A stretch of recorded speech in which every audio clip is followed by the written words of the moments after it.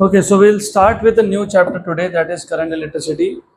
So, if you see the sequence of chapters, last chapter था आपका electrostatics. नाम में ही है इलेक्ट्रो मतलब चार्जेस, स्टैटिक्स मतलब एट रेस्ट.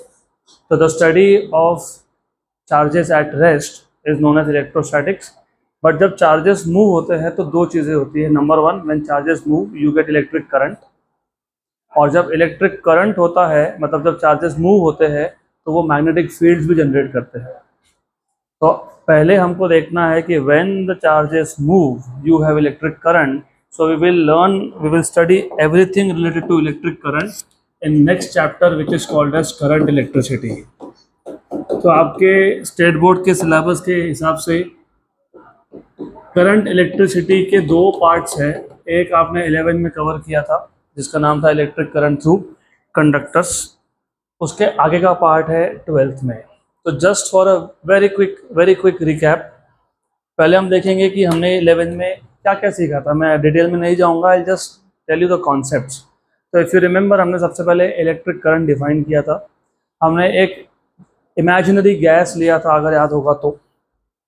वो गैस था charge particles. Positively charge molecules थे और नेगेटिवली चार्ज मॉलिक्यूल्स थे. एक बॉक्स के अंदर थे. हमने एक बॉक्स में एक सेक्शन लिया था. हमने बोला था कि इमेजिन ये सेक्शन को कुछ amount of positive charge cross कर रहा है और कुछ amount of negative charge cross कर रहा है. तो नेट चार्ज था Q plus minus Q minus. तो net charge flowing through any section, अगर याद आ रहा है तो वेल एंड गुड, नहीं याद आ रहा है तो मैं जस्ट क्विकली ड्रॉ कर देता हूँ. तो to define electric current, what we have done is, in the first part of current electricity जिसको आप बोलते हो इलेक्ट्रिक करंट थ्रू कंडक्टर्स, उसमें हमने स्टार्ट किया था first by defining electric current. तो हमने एक बॉक्स लिया था, उसमें we have imagine two types of molecules. ये गैस मॉलिक्यूल्स लिए थे हमने. गैस मॉलिक्यूल सिर्फ इसलिए लिया है क्योंकि you know gas molecules can move freely, इसके लिए गैस मॉलिक्यूल्स लिए थे. There were some positively charge molecules and there were some negatively charge molecules. फिर हम लोग बोलते हैं कि किसी भी एक सेक्शन में से पर यूनिट टाइम कितने पॉजिटिव और कितने नेगेटिव चार्ज मॉलिक्यूल्स क्रॉस कर रहे हैं उसको बोलते हो इलेक्ट्रिक करंट. फिर आपने लिखा था net charge flowing through any section is Q plus minus Q minus upon time. This is electric current. Good. इसके बाद इफ यू रिमेंबर, फिर हमने ये सेम कॉन्सेप्ट अप्लाई किया था ऑन सॉलिड्स. और सॉलिड्स में खासकर हमने बात किया था कंडक्टर्स का, क्योंकि चैप्टर का नाम ही था इलेक्ट्रिक करंट थ्रू कंडक्टर्स. फिर आपको पता होना चाहिए कि conductors are made up of metals, और मेटल्स में लास्ट शेल में होते हैं एक या दो या फिर तीन electrons which are loosely bound to the nucleus. क्योंकि वो loosely bound to the nucleus है तो वो एटम से इजीली फ्री होता है, उसको आप बोलते हो फ्री इलेक्ट्रॉन्स. और इलेक्ट्रॉन्स फ्री हो गए तो जो एटम्स थे उसमें नेट चार्ज हो गया पॉजिटिव, तो ये बन गए positive ions. These are positive ions, right. क्योंकि ओवरऑल जितने पॉजिटिव चार्ज होते हैं न्यूक्लियस में उतना ही क्या होता है नेगेटिव चार्ज इलेक्ट्रॉन्स के पास. तो overall atom is electrically neutral. लेकिन अगर एक इलेक्ट्रॉन फ्री हो गया तो net charge on any atom is positive, उसको बोलते हैं positive ion, and then you have free electrons. This free electrons are moving randomly. अभी याद रखना, क्योंकि जब मैं 12th का करंट इलेक्ट्रिसिटी स्टार्ट करूंगा अभी 10-15 मिनट में, तब ये पता होना चाहिए which particles move freely through a conductor. Electrons, free electrons. Free electrons को तुम मोबाइल चार्जेस भी बोलते हो, और ये जो आयॉन्स है उसको तुम बाउंड चार्जेस या फिर इमोबाइल चार्जेस भी बोलते हो. तो anyways I will come to that again today itself. इसके बाद हमने 11th स्टैंडर्ड के करंट इलेक्ट्रिसिटी मतलब इलेक्ट्रिक करंट थ्रू कंडक्टर्स में, if you remember, we have defined drift motion. याद है क्या ड्रिफ्ट मोशन? जब तक तुमने कंडक्टर को कोई भी एक्सटर्नल पोटेंशियल मतलब एक्सटर्नल सेल या बैटरी नहीं लगाया है, तब तक ये इलेक्ट्रॉन्स क्या कर रहे हैं, they are moving randomly. Correct. Randomly move होने की वजह से अगर मैं कोई भी एक सेक्शन लेता हूँ तो current through the section is of course zero. क्योंकि रैंडम मोशन में जितने इलेक्ट्रॉन्स इस सेक्शन को लेफ्ट से राइट क्रॉस करेंगे उतने के उतने राइट से लेफ्ट क्रॉस करेंगे, तो net charge following is zero, तो करंट इज जीरो. फिर जब आप एक सेल या एक बैटरी कनेक्ट करते हो, तो if you connect a cell और battery, then in that case electrons, all the electrons start drifting from negative terminal to positive terminal. मतलब इस केस में क्या होगा, सेल के नेगेटिव से सेल के पॉजिटिव तक इलेक्ट्रॉन्स विल स्टार्ट मूविंग, उसको बोलते हैं ड्रिफ्ट मोशन. तो you have to remember, while drifting मतलब जब तुमने सेल लगाया है तो इस केस में all the electrons are moving in one direction. इसके लिए अब करंट यहाँ पे जीरो नहीं होगा क्योंकि electrons have a specific direction of motion, और velocity of electrons when they are moving in presence of external field या फिर बैटरी या फिर पोटेंशियल डिफरेंस, उसको आप बोलते हो ड्रिफ्ट वेलोसिटी. क्या बोलते हो? Drift velocity. तो ये वर्ड्स अभी सिर्फ याद रखो. गुड. फिर हमने ड्रिफ्ट वेलोसिटी का इक्वेशन डिराइव किया था, हमने करंट डेंसिटी क्या होता है ये भी डिफाइन किया था, एक्सेट्रा एक्सेट्रा. वो मैं आपको जेई नीट की क्लासेस में वापस से फॉर्मूला याद दिला दूंगा, अभी ज़रूरत नहीं है, अभी सिर्फ कनेक्ट करना है. Then if you remember we have defined what is called as potential difference and what is electromotive force, EMF. याद है what is EMF, what is potential difference, क्योंकि ये लगेगा आगे. What is potential difference? What is the difference between EMF and potential difference? नहीं याद. Okay, exactly याद नहीं, कोई बात नहीं. जब आपने सेल कनेक्ट किया तो इलेक्ट्रॉन्स ये ड्रिफ्ट हो रहे हैं from negative towards positive. Bye the way you must also remember, drift होना मतलब रैंडम मोशन खत्म होना नहीं होता है. रैंडम मोशन भी है, ड्रिफ्ट भी है. रैंडम मोशन बहुत रैपिड है और ड्रिफ्ट बहुत स्लो है. तो रैंडम वेलोसिटी जो होता है वो होता है 10⁻⁴ मीटर पर सेकंड के आसपास, और ड्रिफ्ट होता है 10⁻³ - 4 मीटर पर सेकंड के आसपास. तो याद होना चाहिए. एनीवेज, जब ये इलेक्ट्रॉन्स दे आर ड्रिफ्टिंग तो उस केस में ये जो आयॉन्स थे, क्योंकि आयॉन्स है बल्कि हेवी. हेवी क्यों है? क्योंकि न्यूक्लियस इनके पास है, और न्यूक्लियस में कौन होता है? Protons and neutrons. And most of the mass of atom comes from protons and neutrons of the nucleus. तो ये ions are heavy because they have nucleus. तो ये आयॉन्स क्या कर रहे हैं? They are vibrating. तो वाइब्रेशन की वजह से जो इलेक्ट्रॉन ड्रिफ्ट कर रहा था वो कोलिजन करेगा, मतलब उसको पास होने में प्रॉब्लम हो रहा है. There is opposition to the flow of electron. इसको बोलते हो रेजिस्टेंस. क्या बोलते हैं? क्या बोलते हैं? Resistance. The opposition to the flow of electrons is called as resistance. और अगर आपको याद होगा तो हम सर्किट में रेजिस्टेंस दिखाने के लिए व्हाट वी डू इज, एक सर्किट में रेजिस्टेंस दिखाने के लिए हम लोग सिंबलिकली स्पीकिंग हम ऐसा करते हैं, यहाँ पे ऐसा हम दिखा देते हैं और इधर लिखते हैं capital R. Capital R is reserve for external resistance, क्योंकि कंडक्टर ये एक्सटर्नल था, हमने उसको सेल कनेक्ट किया, तो ये होता है एक्सटर्नल रेजिस्टेंस. तो प्रॉब्लम ये है ना कि अगर मुझे इलेक्ट्रॉन्स को पास करवाना है, इलेक्ट्रॉन्स को पास करवाना है तो कंडक्टर में रेजिस्टेंस है, मतलब ये अपोज करेगा. तो हमको इलेक्ट्रॉन्स को पास करवाने के लिए उसको एनर्जी सप्लाई करना पड़ेगा. So the amount of energy required for a unit charge मतलब क्या? 1 कूलम. मैंने यूनिट पॉजिटिव यूनिट नेगेटिव नहीं बोला, +1 कूलम भी चलेगा, -1 कूलम भी चलेगा. The amount of energy required for unit charge to overcome क्या? External resistance. उसको बोलते हो टर्मिनल पोटेंशियल डिफरेंस. क्या बोलते हो? Terminal potential difference. टर्मिनल क्यों बोलते हैं? क्योंकि वो एक टर्मिनल और दूसरे टर्मिनल के बीच का एनर्जी है, क्योंकि तुम चार्जेस को एक टर्मिनल से दूसरे टर्मिनल पे पास कर रहे हो. तो जितना भी एनर्जी देना पड़ेगा टू ओवरकम एक्सटर्नल रेजिस्टेंस, उसको क्या बोलोगे? Terminal potential difference. ये याद रखना आप, वो भी वोल्टेज ही होता है. नाउ द आइडिया इज, ये एनर्जी सप्लाई किसने किया? सेल ने. अब इफ यू सी सेल, ये है सेल. ये सेल खुद एक मटेरियल से बना है और उस मटेरियल का खुद का क्या है? रेजिस्टेंस है. क्या है उसका? रेजिस्टेंस है.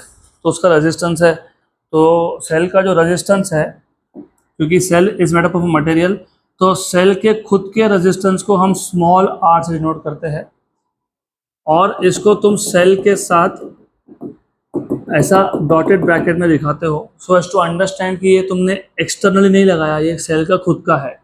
इसको बोलते हैं इंटरनल रेजिस्टेंस। क्या बोलते हैं?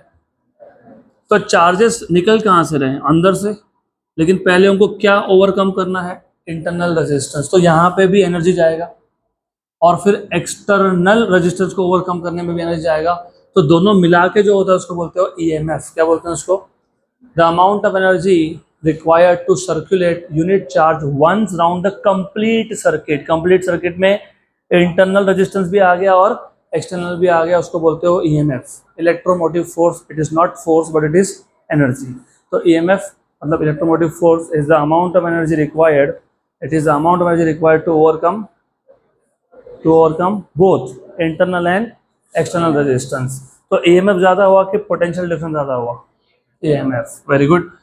Then इसके बाद what you have seen in 11th standard current electricity, how to find out value of unknown resistance। तो दो टाइप के रेजिस्टेंसेस थे, याद होगा तो। एक था कार्बन रजिस्टर, कार्बन, और दूसरा था wire bound. Carbon resistors normally fixed value resistors होते हैं जिनकी वैल्यू चेंज नहीं होती, लेकिन वो कॉम्पैक्ट होते हैं और वो चीप होते हैं, राइट। लेकिन wire bound resistors are variable resistor जिसकी वैल्यू तुम चेंज कर सकते हो। You can change the value but then उसका साइज बड़ा होता है। They are not compact and they are not cheap, they are also expensive. तो कार्बन रजिस्टर मतलब फिक्स्ड वैल्यू के रजिस्टर्स, उसकी अगर आपको वैल्यू निकालनी है तो एक कलर कोडिंग स्कीम हमने यूज़ किया था, BB Roy of great Britain, वो कलर कोडिंग स्कीम है जिसमें 2 डिजिट्स, तीसरा मल्टीप्लायर और चौथा टॉलरेंस, राइट। तो वहाँ पे कलर कोडिंग था, तो कलर कोडिंग से हमको समझ में आता है कि रेजिस्टेंस की वैल्यू कितनी है। गुड। अब ये जो चैप्टर है ना 12th का करंट इलेक्ट्रिसिटी, ये आपने 11th में जितना सीखा था उसके आगे का है। अब इस चैप्टर में 2 ही काम करने हैं, 2।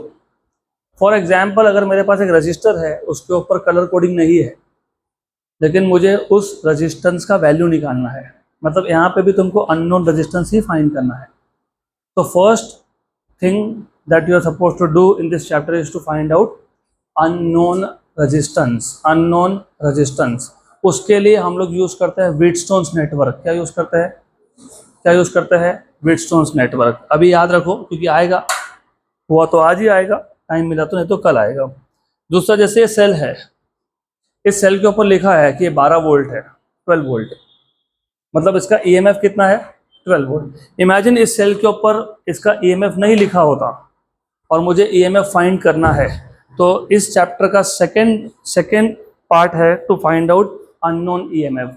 मतलब इस चैप्टर में आप 2 ही काम करोगे, to find out unknown resistance and to find out unknown EMF. To find out unknown resistance you will be using Wheatstone's network, and to find out unknown EMF you will be using potentiometer. क्या use करोगे? Potentiometer.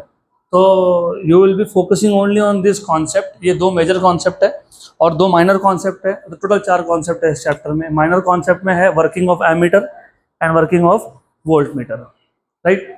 तो ये chapter में 4 ही चीज़ें आपको पता होनी चाहिए, Wheatstone network, potentiometer, ammeter, voltmeter. Done, good. So we'll start with the 12th part of this chapter। So as I told you, आपको कम से कम ये पता होना चाहिए कि whenever electric charges move, so when electric charges move, क्या मिलता है हमको? क्या मिलता है? When electric charges move, they constitute, अरे current मतलब क्या? Motion of charges। So when electric charges move, they constitute electric current। They constitute electric current। In conductor, अभी मैंने बताया कंडक्टर में फ्री चार्जेस कौन होते हैं? Free electrons. तो in conductor, a conductor has large number of free electrons, a conductor has large number of free electrons which are in a state of random motion। large number of free electrons which are in a state of random motion. In a state of random motion. What do you mean by random motion? What is random motion? तो कि आपको kinetic theory of gases में भी लगेगा random motion.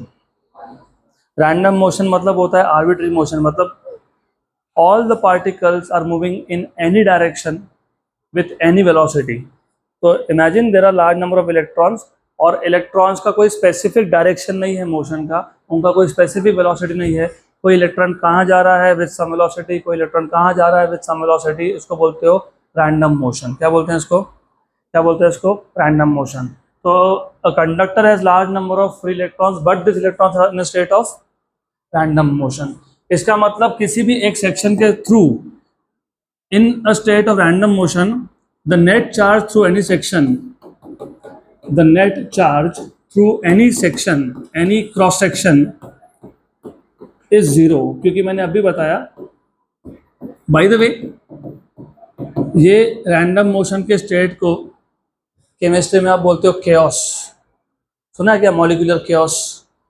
नहीं सुना होगा ही नहीं. ऐसा मॉलिक्यूलर केओस होता है वो, जिसमें molecules are moving in all direction with all the velocities. तो ये जो यहाँ पे जो ये कियोटिक सिचुएशन है ना, मतलब electrons are moving in a state of random motion, मतलब ये होता है कि the charges are moving in all direction with all velocity. इसका मतलब अगर मैं कंडक्टर के अंदर एक सेक्शन लेता हूँ तो उस सेक्शन में से नेट चार्ज कितना है? जीरो. तो जितने चार्जेस एक सेक्शन से लेफ्ट टू राइट गए उतने ही चार्जेस वापस आ गए. तो what is net charge? Zero. तो इलेक्ट्रिक करंट कितना हो गया? जीरो. अब तक हमने बैटरी या सेल कनेक्ट किया नहीं है, लेकिन जब आप एक बैटरी या सेल कनेक्ट करोगे कंडक्टर को, तो when you connect a battery और सेल और a source of EMF to a conductor, तो उसमें क्या होता है पहले ये समझ लो. तो whenever you connect a cell और a battery, in this case इस मटेरियल के अंदर, मतलब कंडक्टर के अंदर एक इलेक्ट्रिक फील्ड डेवलप होता है. And as you know, what is the direction of electric field? Positive to negative. तो जैसे ही तुमने एक सेल यहाँ पे लगा दिया, लेट अस से इसका ईएमएफ ई है, तो इन दिस केस कंडक्टर के अंदर एक इलेक्ट्रिक फील्ड डेवलप होगा which is directed from positive to negative. तो सेल का रोल है to generate electric field inside a conductor. तो when a cell is connected, मैं सिर्फ इंट्रोडक्टरी पार्ट स्लो जाऊंगा क्योंकि ये बेसिक्स आगे काम में आएंगे. And once it is done then we will catch up with the speed. तो when a cell is connected, an electric field is developed, an electric field is developed inside the conductor. अब आपको पता है ही और आपने बताया electric field का direction होता है पॉजिटिव से नेगेटिव. तो फ्री इलेक्ट्रॉन कहाँ से काम मूव होने लगे? Negative to positive. Therefore electron start drifting. Electrons start drifting from where to where? From negative terminal, मतलब opposite direction. किसका opposite? Electric field का. तो start drifting in a direction opposite to field. In a direction opposite to field. मतलब from negative to positive. And you should know conventional current का direction क्या लेते हैं हम लोग? Opposite, from positive to negative. And since the electron are moving from negative to positive, normally हम ऐसा समझते हैं कि चार्जेस जिस डायरेक्शन में मूव हो उस डायरेक्शन में क्या होता है? करंट. वो यहाँ पे उसको इलेक्ट्रॉन करंट बोलते हैं. लेकिन conventional current is taken from positive to negative. इसलिए हम दिखाते वक्त डायरेक्शन ऑफ करंट हमेशा दिखाएंगे from positive to negative. Good. तो इतना बेसिक्स चाहिए, इतना पता होना चाहिए. अब उसके आगे तो यू शुड नो, जब तक आपने कंडक्टर को सेल या बैटरी कनेक्ट नहीं किया तब तक इलेक्ट्रॉन्स आर मूविंग रैंडमली, मतलब net charge through any section is zero, मतलब net current inside is zero. But when you connect a cell और बैटरी, एक इलेक्ट्रिक फील्ड डेवलप होता है. तो in that case electric field का direction होता है फ्रॉम पॉजिटिव टू नेगेटिव.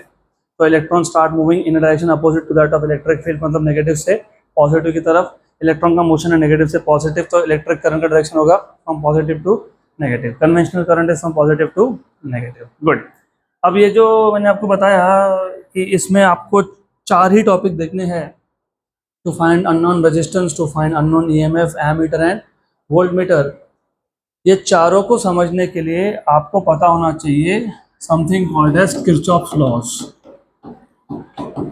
तो किरचॉफ्स लॉ, ये इस लॉज एक नहीं है 2 है, ये इस चैप्टर की जान है। ये नहीं समझा तो चैप्टर गया आपका। और ये समझने के लिए आपको 3-4 चीजें और पता होनी चाहिए, जैसे कि व्हाट इज अ जंक्शन, जैसे और बताना चाहिए what is electrical network, then you should also know what is branch, and then you should also know what is a loop. तो मैंने जानबूझ के नोट्स में भी दिया है क्योंकि पता ही नहीं होता, लूप लूप लूप बोल तो रहे हो, पता ही नहीं लूप क्या है, जंक्शन जंक्शन बोल रहे हो, पता नहीं जंक्शन क्या है। इन जनरल, चलो रियल लाइफ, इंग्लिश में जंक्शन का मतलब क्या होता है, what is the meaning of junction? Intersection of 2 different paths.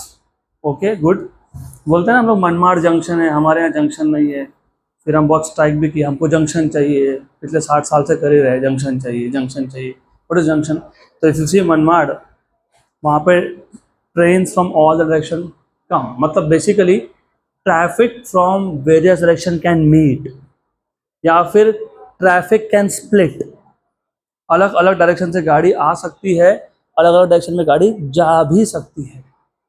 हमारे यहाँ स्टेशन है, जंक्शन नहीं है, तो हमारे यहाँ पे 1 वे ट्रैफिक है, 2 वे actually, between here and Chalisgaon बस, है ना, इसलिए जंक्शन नहीं है, इसलिए वो स्टेशन है। जंक्शन नहीं, देखो मैं पहले ही बता दे रहा हूँ, तुमको करंट इलेक्ट्रिसिटी के क्वेश्चन सॉल्व करने हैं ना, तो पहले तुमको रियल लाइफ से कनेक्ट करना पड़ेगा, इट इज़ टू सिंपल। और ये जंक्शन वर्ड्स हम चौक के लिए भी यूज़ करते हैं, चौराया क्लास के बाहर ही है। यू सी, एक रोड ऐसा जाता है, फिर यहाँ पे टर्न है, तो क्या होता है उस चौक पे, क्या होता है, traffic from various direction can meet and traffic can split into various direction. Same होता है इलेक्ट्रिकल सर्किट्स में। तो इलेक्ट्रिकल सर्किट्स में ऐसे पॉइंट्स होते हैं, इलेक्ट्रिकल सर्किट में ऐसे पॉइंट्स होते हैं where you will find currents from various direction can meet और करंट कैन स्प्लिट। तो junction is a point in an electrical network where current can split or at which current from various direction can meet। तो ये पता होना चाहिए, it is too important, circuit analysis के लिए important है। Series में है कि पैरेलल में है, ये बताता है तुमको जंक्शन पॉइंट। समझेगा आगे धीरे धीरे, slowly slowly you will understand कि जंक्शन पॉइंट्स कैसे काम में आएंगे हमको। गुड। तो पहले तो आपको पता होना चाहिए व्हाट इज अ जंक्शन। तो it is a point in an electrical network, it is a point in an electrical network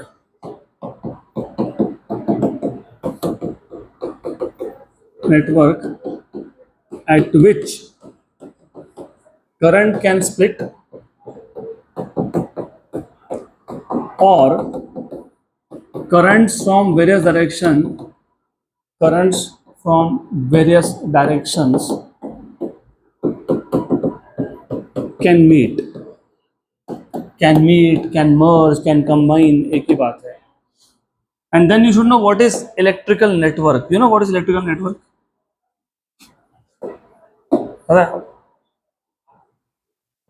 पता है?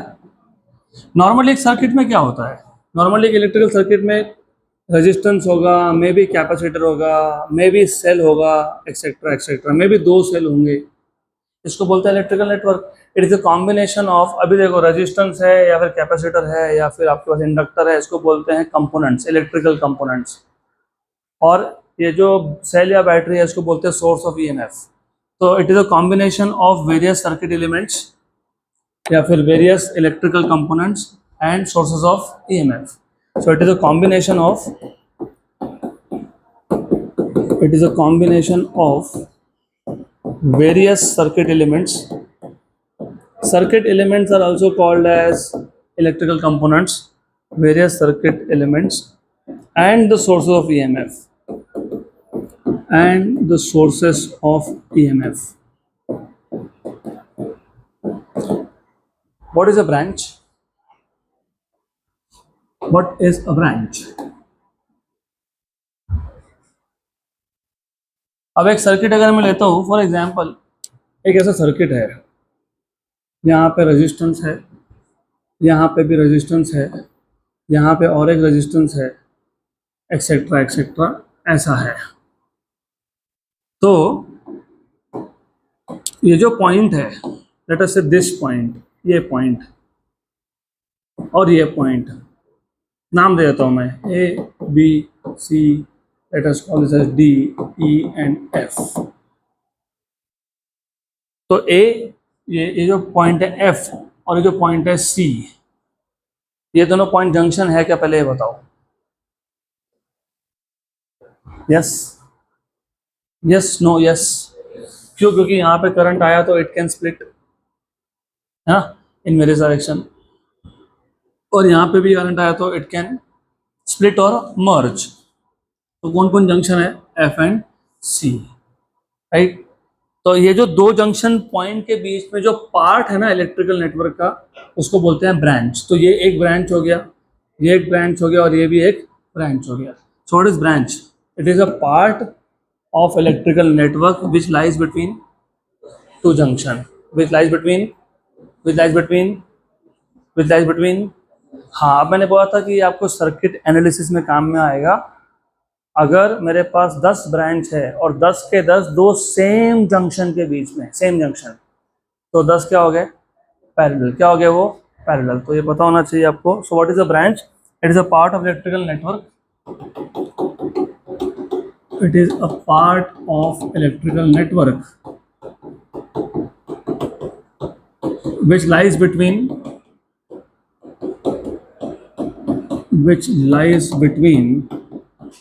two junctions. What is a loop? Loop से रिलेटेड एक बहुत फेमस लॉ है किरचॉफ का, और वो बहुत काम में आएगा। What is a loop?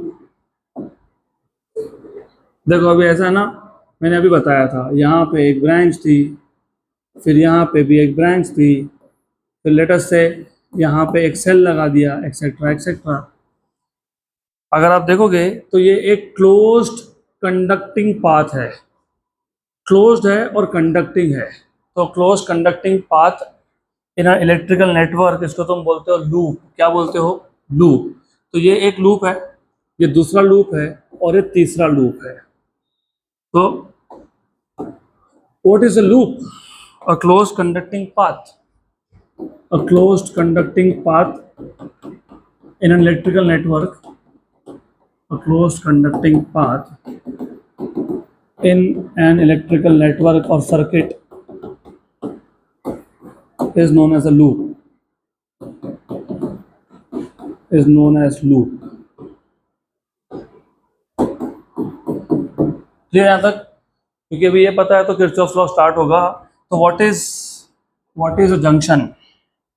What is a junction? जागो जागो, what is a junction? Quick, I want answers from your side. What is a junction?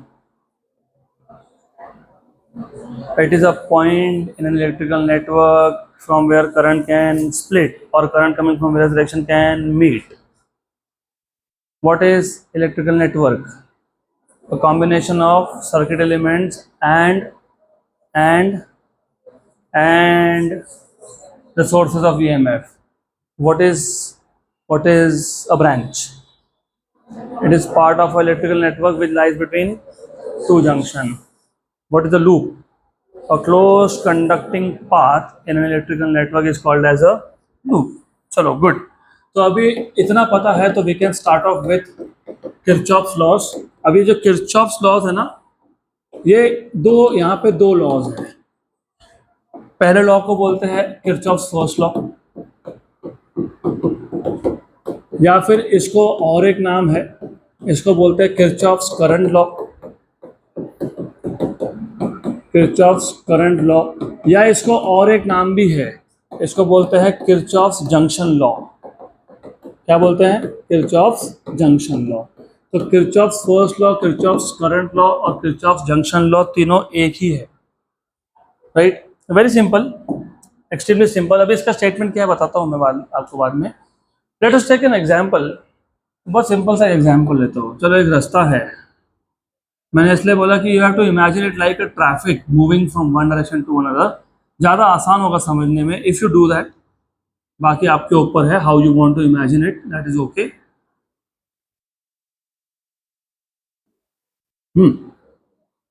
ऐसा इमेजिन कर लो, जस्ट इमेजिन ऐसा, ओके। मान लो ऐसा रास्ता है और ये बन गया आपका जंक्शन, क्योंकि traffic from various direction can come और स्प्लिट। और मैंने अगर यहाँ पे बोर्ड लगा दिया, no stopping, what does that mean? What does that mean? जितनी गाड़ी आएगी उतनी गाड़ी जाएगी, क्योंकि रुकना तो मना है, बराबर। अब गाड़ी मतलब चार्ज, जंक्शन में कौन आता है? चार्ज। जितना आया उतना गया, तो what is the net charge at a junction? अब याद रखना है, राइट, करेक्ट। गाड़ी मूव होना उसको बोलते हो ट्रैफिक, चार्जेस मूव होना उसको बोलते हो इलेक्ट्रिक करंट। क्या बोलते हो? क्या बोलते हो? Electric current. क्या बोलते हो? Electric current, right. अब एक बात बताओ, जितनी गाड़ी आई उतनी गाड़ी गई, तो यहाँ पे ट्रैफिक क्या हो गया? जीरो। जितना करंट आया उतना करंट गया, तो यहाँ पे करंट कितना हो गया? जीरो। तो ये आपका फर्स्ट लॉ है। It tells you the algebraic sum of all the electric currents at a junction is zero. Junction point पे टोटल करंट जीरो होता है, algebraic sum of all the currents. तो स्टेटमेंट अगर आपको लिखना है ना, तो too simple, the algebraic sum, the algebraic sum of all the electric currents, all the electric currents at a junction is zero, at a junction is zero। मतलब अभी मैं सिर्फ ये रास्ता हटा के मैं यहाँ पे सिर्फ एक इलेक्ट्रिकल नेटवर्क का पार्ट दिखा देता हूँ। I just one part of N electrical network. तो मे भी ऐसा है, मे भी, ओके। तो ये जंक्शन पॉइंट हो गया आपका पी। तो मान लेते हैं कि यहाँ से करंट I1 आया, यहाँ से करंट I2 आया, यहाँ से करंट I3 आया, यहाँ से करंट I4 गया और I5 भी गया। तो the algebraic sum of all the electric current at junction is zero, मतलब summation of all the currents is equal to zero. ज़्यादा क्लियर? पक्का? लेट अस इमेजिन I1 की वैल्यू 1 है, I2 की वैल्यू 2 एम्पियर है, I3 की value 3 ampere है, I4 की वैल्यू 4 एम्पियर है, I5 की वैल्यू 5 एम्पियर है। What is the sum of all this currents? करके बताओ ना। जीरो होगा ही नहीं। आप सारे नंबर्स को ऐड कर रहे हो, तो एडिशन इज नेवर जीरो, अगर सारे नंबर पॉजिटिव हो तो हमने बोल तो दिया the algebraic sum of all the electric currents at a junction is zero, तो समेशन आए जीरो। लेकिन फिर सबको ऐड करोगे तो जीरो आएगा ही नहीं, क्योंकि सारे नंबर क्या है? पॉजिटिव। क्या है? पॉजिटिव। इसके लिए फिर हम कुछ रूल्स बनाते हैं, उसको बोलते हैं साइन कन्वेंशंस। तो ये साइन कन्वेंशंस आपको कंपल्सरीली यूज करने हैं सर्किट्स को सॉल्व करने के लिए। अब ये साइन कन्वेंशन दो है, कौन सा दो बताता हूँ, बट उससे पहले ये चैप्टर थोड़ा सा मैं ऐसा फालतू एग्जांपल देता रहूँगा याद रखने के लिए, जैसे ट्रैफिक का। वैसे वो फालतू नहीं था, क्योंकि you see science at circuit level and science in real life is the same, कोई फर्क नहीं है दोनों में। तो अभी याद रखने के लिए मैं आपको एक सिंपल सा एग्जांपल देता हूँ, क्योंकि साइन कन्वेंशन याद रखना it is important, because you have to apply and write in the board exams. चलो एक एग्जांपल देते हैं। You have all of you have a lot of friends. अब जिसके अलॉट नहीं होंगे 4-5 तो होंगे ही। उसमें से कुछ कुछ दोस्त ऐसे होते हैं ना, हमेशा मांगते रहते हैं, कुछ ना कुछ चाहिए ही होता है। अरे मेरे को ये प्रॉब्लम हो गया, इतने पैसे चाहिए। अरे मेरे को अर्जेंट जाना, तेरी गाड़ी चाहिए, होते ना। तो हमारे नेचुरली, कोई भी हो, नेचुरली ह्यूमन टेंडेंसी क्या होता है, उसका इमेज नेगेटिव बन जाता है क्योंकि हमारे पॉकेट से आउटगोइंग है। तो यहाँ पे भी जंक्शन से जो आउटगोइंग है वो नेगेटिव होते हैं। कौन आउटगोइंग है? I4 and I5, right. और ऐसे भी फ्रेंड्स होते हैं जो तुम्हारे हर सुख दुख में साथ में है, बोलते रहो क्या चाहिए। कैसा लगता है? नाइस, बहुत अच्छा है ये। क्यों? क्योंकि इनकमिंग है। तो इनकमिंग लोगों के लिए इमेज कैसी बनती है? तो इधर ये भी पॉजिटिव है। तो rule number 1, all the currents entering a junction are taken to be positive and all the currents leaving a junction are taken to be negative। तो ये बन गए आपके दो rules. all the currents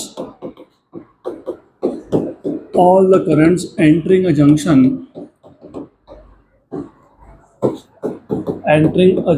are taken to be positive,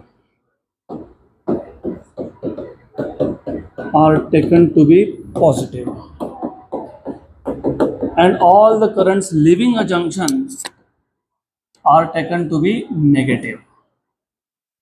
तो सबके लिए होता है वो। अभी कोई मेरा क्लास छोड़ के गया तो मेरे को क्या लगा, फालतू है छोड़, होगा ना ऐसा। और कोई आ रहा है, हाँ अच्छा स्टूडेंट है, वो तो नॉर्मल ह्यूमन टेंडेंसी है। And I am very honest with everything. वैसे मेरे को खास बुरा नहीं लगता कोई छोड़ के गया, और खास अच्छा भी नहीं लगता कोई आया, क्योंकि टीचिंग इज़ माई हॉबी। मैं तो मेरे हॉबी के लिए करता हूँ ये। बाकी एज सच फील गुड, थोड़ा सा ऑक्यूपाइड रहना। तो अभी याद रखना, जो बार बार से मांग रहा हो वो कौन होता है, और जो दे रहा हो, बस खत्म। ये रूल्स है। नहीं, ये अभी तो किरचॉफ्स फर्स्ट लॉ चालू है। सेकंड लॉ में ज़्यादा मज़ा आता है।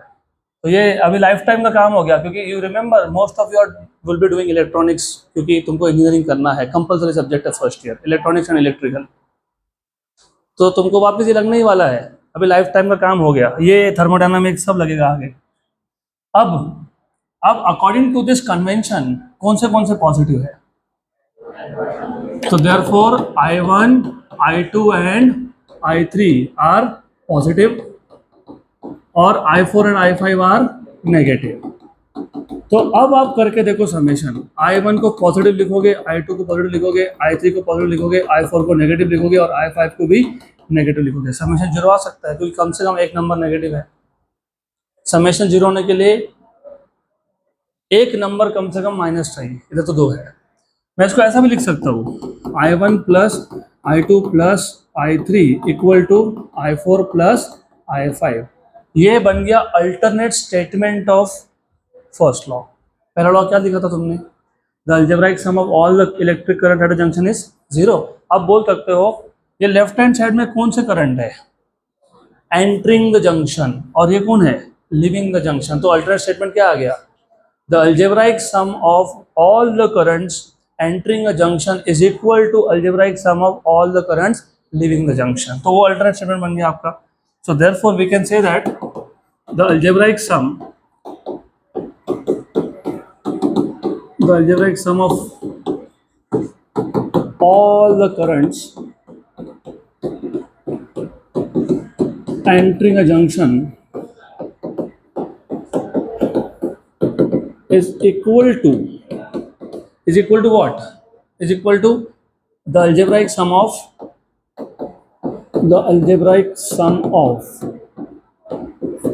all the currents leaving the junction।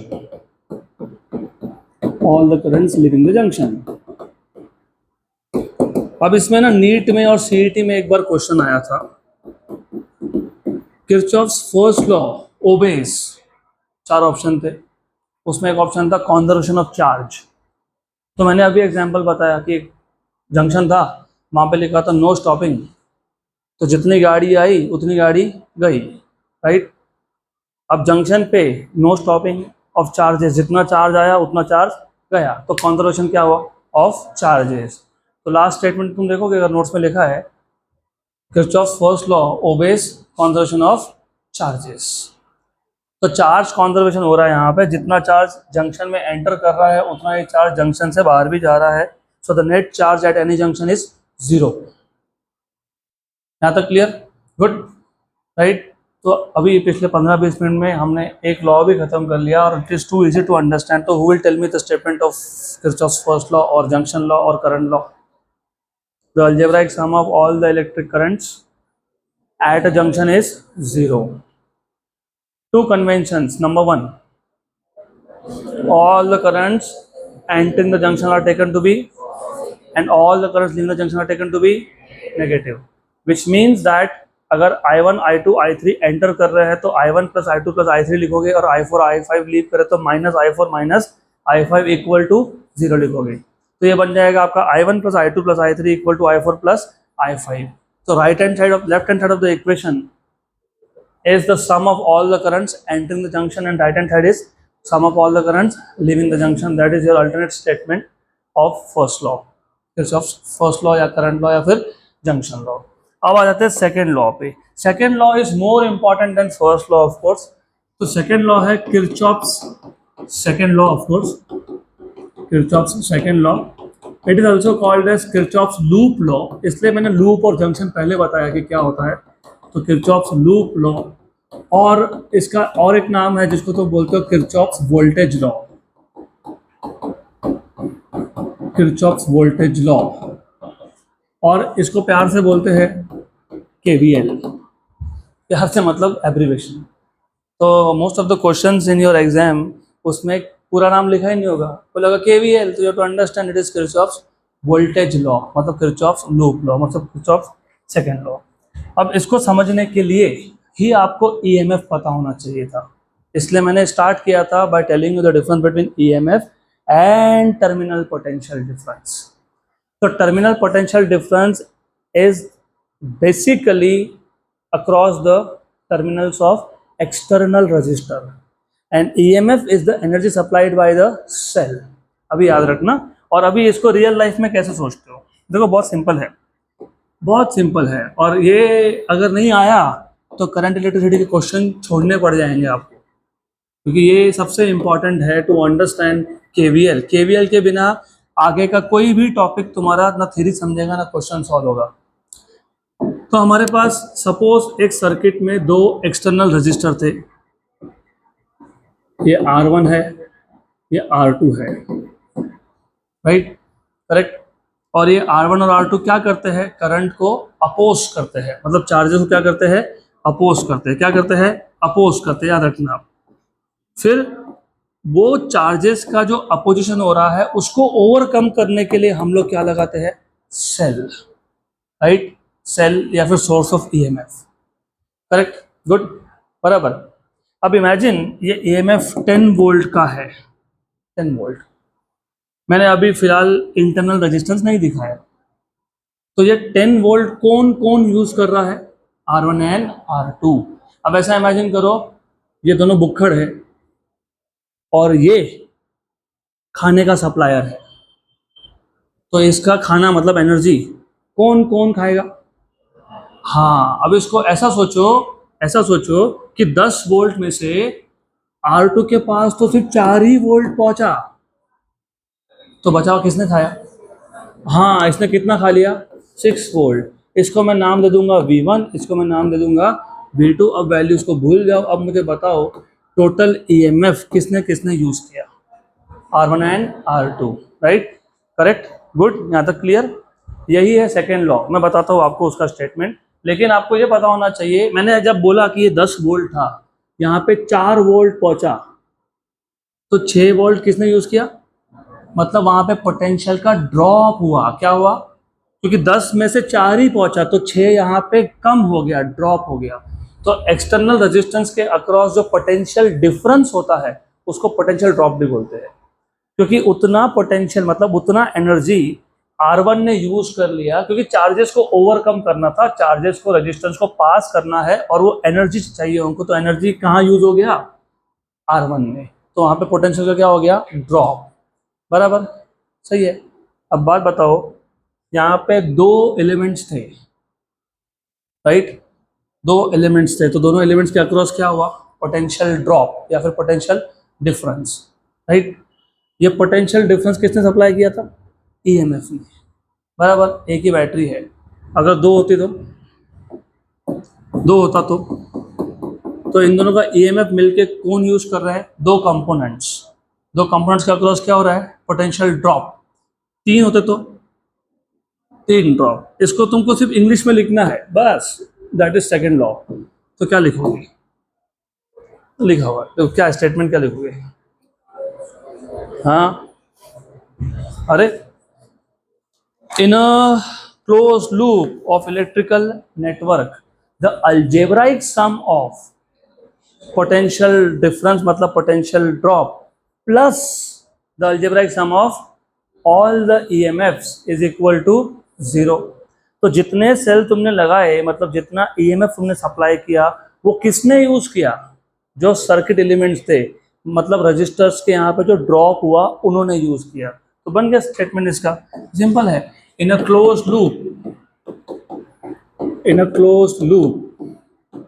the algebraic sum of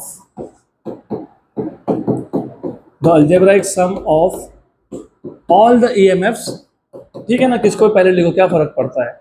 all the EMFs plus the algebraic sum of all the potential drops मतलब potential differences, all the potential drops is equal to 0।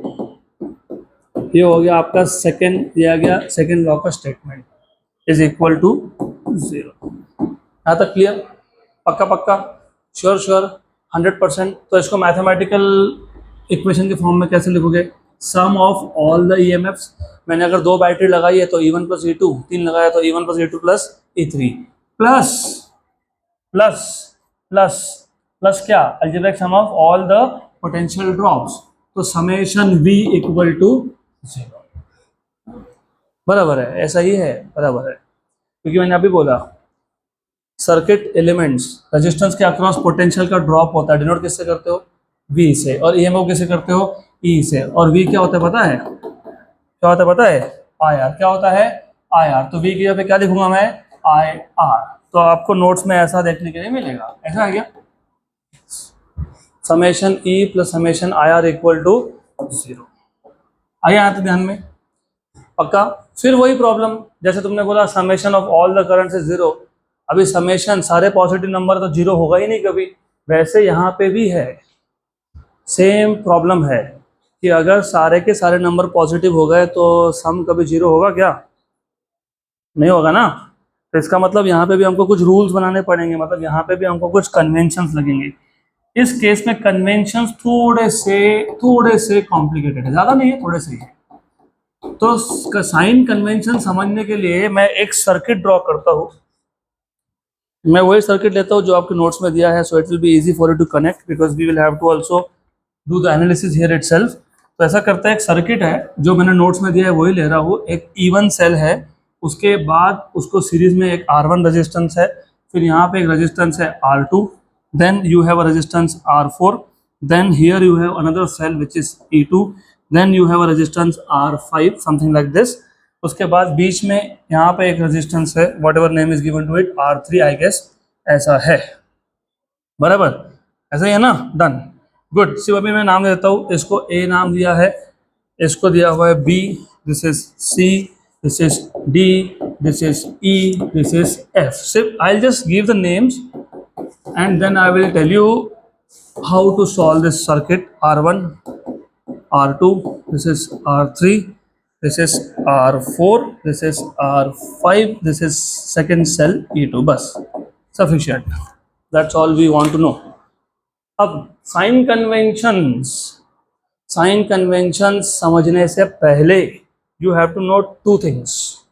Number 1, जहाँ जहाँ current के रास्ते में resistance आया वहाँ potential का drop होगा। क्या होगा? पोटेंशियल का ड्रॉप। जब तक बीच में कुछ नहीं आया तब तक पोटेंशियल का ड्रॉप होता नहीं है, मतलब उस पूरी लाइन पे पोटेंशियल क्या होता है? Same. Number 2, electric current, conventional current always source from positive to negative, positive to negative. अब देखो ये जो सेल है ना E1, ये खुद का करंट ड्राइव करेगा and that will go from positive of cell E1 to negative of cell E1। तो ये हो गया I1 current. Same is true for this, ये खुद का करंट ड्राइव करेगा I2 which will go from positive to negative. Correct. अब problem क्या होता है, that is why I tell you कि थोड़ा सा इसको रियल लाइफ जैसा समझो। क्योंकि आपको ना अभी तो बहुत सिंपल केस है, बढ़ेगा धीरे धीरे केसेस आएंगे तो आपको सर्किट एनालिसिस, सर्किट को सिंप्लीफाई करने में प्रॉब्लम आएगी बहुत, क्योंकि you are not thinking as you should. चलो इमेजिन इमेजिन आपको बोर हो रहा है, तो आपको टाइम पास करना है, फिर आप फ़ोन उठाए, दोस्त को पूछा क्या कर रहा है, बोला कुछ नहीं मैं भी बोर हो रहा हूँ, चल एक काम कर, मैं आता हूँ, मैं घर से निकलता हूँ तो भी निकल, वो चौक पे मिलेंगे। तो ये I2 अपने घर से निकला, ये I1 अपने घर से निकला, ये बी चौक पे मिले, जंक्शन है, राइट। फिर एक बोला कि चल वॉक कर लेते हैं, ये वॉक कर लिया, तो यहाँ पे दोनों साथ में थे, तो ये था I1 प्लस I2, साथ में थे ना दोनों, राइट। ऐसा गए, बराबर। फिर ई पे पहुंचे, जंक्शन आया, अरे बहुत टाइम हो गया, घर पे टेंशन ले रहे होंगे, चल मिलते हैं कल, तू अपने घर पे जा, मैं अपने घर पे जाता हूँ। That's how you simplify the circuits. हो गया, I2 जहाँ से निकला था I2 वहीं गया, I1 जिस बैटरी से निकला था वो वहीं गया। तो पहले ये पता होना चाहिए। अब ये पता है तो कन्वेंशन समझ में आएंगे। This is very basic but you have to take it like this to understand the conventions. There are two types of conventions here. अब कन्वेंशन से भी पहले you should know what is the meaning of tracing. What is the meaning of tracing? Trace करना मतलब follow करना, किसी एक path को फॉलो करना, उसको बोलते हो ट्रेसिंग। आप भी करते हो, बहुत बार करते हो। क्लास से निकले, रास्ते में मोबाइल गिर गया, रास्ते में पर्स गिर गया, घर पे पहुंचे, अरे मेरा पर्स गायब है, फिर सोचते हो मैं कहाँ कहाँ से आया था, फिर वो रास्ते पे पूरा वापस जा जाके चेक करते हो। यहाँ पे भी सर्किट को तुमको ट्रेस करना पड़ेगा। तो सबसे पहले कन्वेंशन बनाने से पहले you have to decide the path that you are going to trace. मतलब तुम क्लॉकवाइज ट्रेस करने वाले हो कि एंटी क्लॉकवाइज ट्रेस करने वाले हो, इट इज इंपॉर्टेंट। तो आप जैसे भी ट्रेस करने वाले हो उस पर कोई रूल नहीं है, तुमको जैसे ट्रेस करना है तुम वैसा ट्रेस कर लो। रूल इस पे है कि जो तुम ट्रेस कर रहे हो पाथ, अगर उसी डायरेक्शन में करंट है तो potential drop is taken to be negative. याद रखना, क्योंकि मैंने क्या बोला, जहां जहां रास्ते में रेजिस्टेंस आया वहां वहां क्या होगा, पोटेंशियल ड्रॉप। अब पोटेंशियल ड्रॉप पॉजिटिव लेना कि नेगेटिव लेना, ये डिपेंड करता है डायरेक्शन ऑफ ट्रेसिंग पे। So if the direction of tracing is same as that of conventional current, if the direction of tracing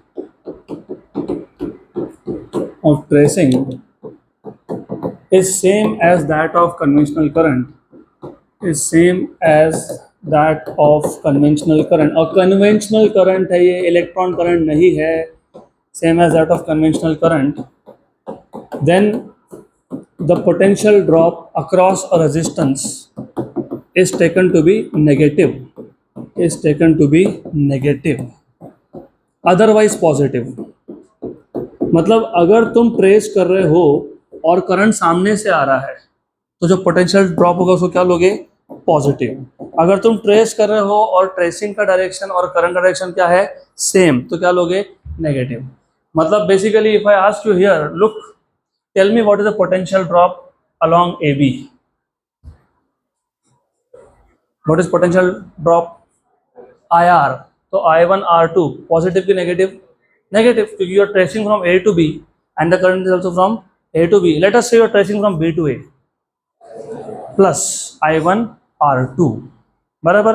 what is the potential drop across BC while going from B to C, plus I2 R4, and when going from C to B, minus I2 R4। तो आपका direction of tracing current के direction में हो, मतलब सी से तुम B जा रहे हो, तो तुम सी से बी देख रहे हो सर्किट को, और करंट भी कहाँ जा रहा है, सी टू बी, तो potential drop will B -I2R4। और अगर तुम बी से सी ट्रेस कर रहे हो तो you are tracing against direction of current, तो +I2R4। तो एक रूल है पोटेंशियल ड्रॉप के लिए और दूसरा रूल है EMF के लिए। क्योंकि जब तुम सर्किट को ट्रेस करते हो तो सिर्फ रेजिस्टेंस रास्ते में नहीं आता है, सेल्स भी तो आते हैं। तो if you are tracing the circuit such that you are jumping from negative to positive of the cell, then the EMF is taken to be positive, and if you're jumping from positive to negative then the EMF is taken to be negative. तो ये second law हो गया. तो second law, तो while tracing a cell or battery, if we are tracing from its negative terminal to its positive terminal, then the EMF is taken to be, then the EMF क्या लोगे, is taken to be negative से positive jump किया तो positive, otherwise what, otherwise क्या, negative. Clear यहाँ तक? पक्का? Sure? आए रूल समझ में? तो जंक्शन लॉ पता है तुमको, और जंक्शन लॉ के रूल्स पता है तुमको, किरचॉफ्स लूप लॉ पता है, और उसके जो भी कन्वेंशन है वो भी पता है. तो मैं एज एन एग्जांपल फिलहाल मैं आपको एक लूप करके देता हूँ. Tell me any loop that you want to simplify, मतलब want to make equations, anyone you can tell. A B E F A ये एक लूप है, ए सी डी एफ ए ये एक लूप है, B C D E B एक loop है, A F, अच्छा A F D C. Okay, तो you want to trace the loop A F D C. Okay, तो एक काम करेंगे, let us consider loop A F D C A. और loop में ना पहला और आखिरी लेटर सेम लिखना पड़ता है. नहीं लिखोगे तो तुमने जो कुछ लिखा सब गलत है. तो आप पहला और आखिरी सेम होता है, तब जाके क्लोज कंडक्टिंग पाथ हुआ. अब देखो तुमने लूप ले लिया, तुमने जैसा नाम बोला है ए एफ, मतलब तुम उसको क्लॉकवाइज ट्रेस कर रहे हो, दैट इज क्लियर. क्योंकि तुमने ए एफ बोला, उल्टा नहीं बताया मेरे को, ऐसा बताया क्या ए सी डी एफ है, तुमने क्या बोला ए एफ डी सी है. तो लेटर लिखने का तरीका वो होता है ट्रेसिंग का मेथड, ट्रेसिंग का डायरेक्शन. तो while going from A to F, सबसे पहले कौन आया, सेल के तुम पॉजिटिव से कहाँ गए, नेगेटिव पे गए तो -E1. और ये जो करंट था I1 ये सामने से आ रहा था, तुम जा रहे थे A से F, current is coming from F to A, right. तो यहाँ ड्रॉप होगा पॉजिटिव के नेगेटिव, पॉजिटिव, क्योंकि current is coming from opposite direction. तो you will have to write down plus I1 R1, right. Other clear? फिर तुम आ गए F से E, यहाँ तो ना रेजिस्टेंस है ना कोई बैटरी है, तो कोई ड्रॉप नहीं है, कोई EMF नहीं है. फिर तुम आ गए E टू B, नहीं तुम यहाँ जा रहे थे सीधा, ओके. F टू D तो कुछ नहीं है यहाँ पे. फिर तुम आ गए यहाँ पे D to C. D to C में करंट का डायरेक्शन और तुम्हारा ट्रेसिंग का डायरेक्शन क्या है, सेम है. तो ड्रॉप क्या आएगा, -I2R5.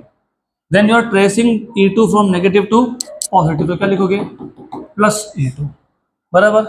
फिर यहाँ पे you are tracing in the direction of current, तो क्या लिखोगे -I2R4 इक्वल टू 0, क्योंकि फिर यहाँ अच्छा यहाँ पे था क्या, यहाँ पे कौन है R2, and you are tracing opposite to current, तो क्या लिखोगे +I1R2 इक्वल टू 0.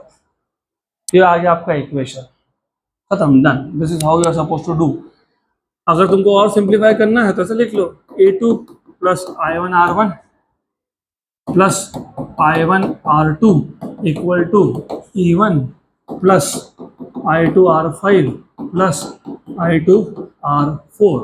मतलब हो जाएगा A2 + I1 common, R1 + R2 equal to E1 + I2 common, R4 + R5. ये बन गया आपका equation. Good. This is how you trace a loop and this is how you apply Kirchhoff's loop law, Kirchhoff's voltage law. Are that clear? पक्का sure आएगा. तो फिर एक काम करते हैं, ये जो एक लूप है, लूप AFEBA, इस लूप को ट्रेस करेंगे और एक लूप लेंगे BEDCB, इसको ट्रेस करेंगे. और यहाँ से दो इक्वेशन बनेंगे ना, तो बनाओ।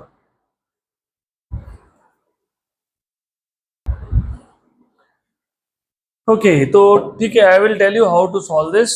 कुछ नहीं है, पहले तो तुमने डिसाइड करना है कि if you want to trace it clockwise और if you want to trace it anti clockwise, तुम्हारे ऊपर होता है। तो लेट अस से A F E D A ऐसा जा रहे हैं हम लोग, तो we are tracing it clockwise basically. Just a minute, let me copy this diagram on another page.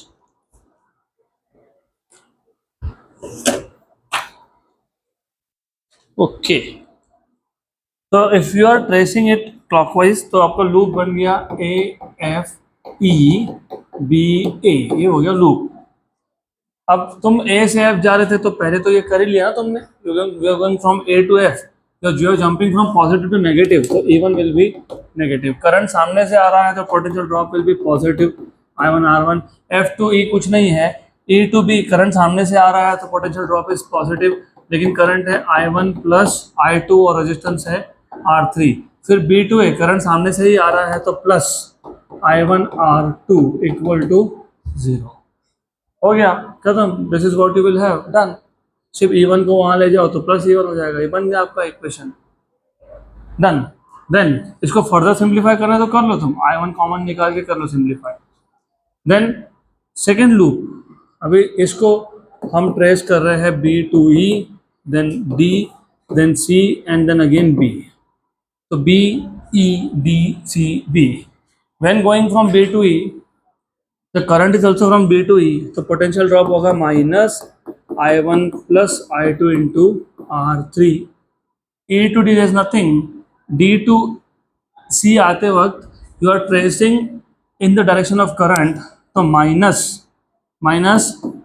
I2 R5 and you are jumping from negative to positive, so plus E2, and here also you are tracing in the direction of current, तो minus I2 R4 equal to 0। अब ये जो equations हमने लिखे ये correct है कि नहीं, ये वेरीफाई करने का भी तरीका होता है।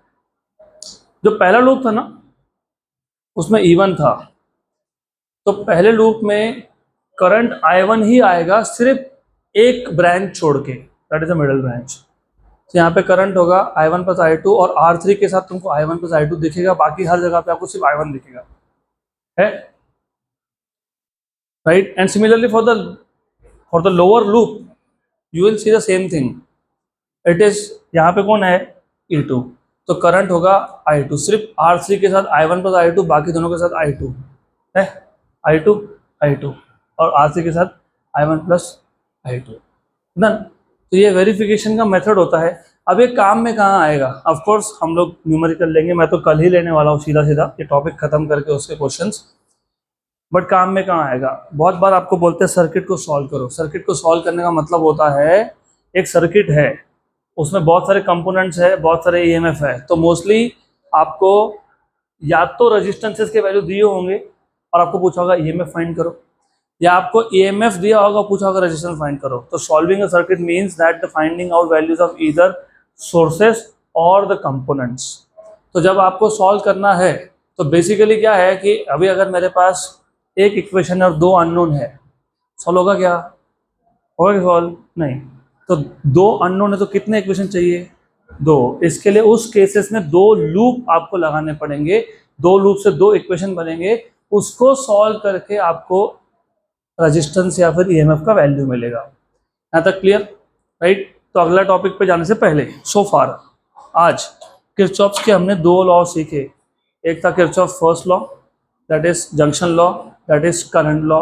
It just tells you the algebraic sum of all the electric current at a junction is 0. All the currents that are entering the junction are taken to be positive and all the currents that are leaving the junction are taken to be negative. And यहाँ से अगर आप देखोगे तो कुछ currents positive है, कुछ currents negative है, और जब आप summation of all the currents equal to 0 लिखोगे तो आपको मिलेगा एक साइड जहाँ पे सारे currents एंटरिंग वाले हैं प्लस प्लस प्लस लिख रहे हो, और दूसरे में सारे लिविंग वाले हैं। मतलब basically all the algebraic sum of all the currents entering the junction is equal to algebraic sum of all the currents leaving the junction। ये हो गया आपका फर्स्ट लॉ खत्म। फिर दूसरा है Kirchhoff's second law, Kirchhoff's loop law, Kirchhoff's voltage law, जिसको तुम केवीएल बोलते हो right.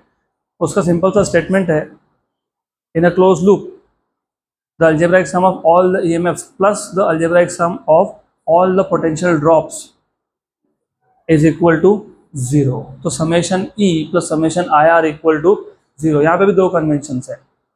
There are two conventions. सबसे पहले you have to decide the direction of tracing. So if we are tracing a circuit such a way that the direction of tracing and current is same, the potential drop is taken to be negative, otherwise positive. And if you are tracing a battery or cell such that you are jumping from negative terminal to its, then the EMF is taken to be otherwise negative. यहाँ तक clear? तो अभी Wheatstone's network start करेंगे भी तो ख़त्म नहीं होगा, तो आज बोनस दे देता हूँ because we will not be able to finish it of.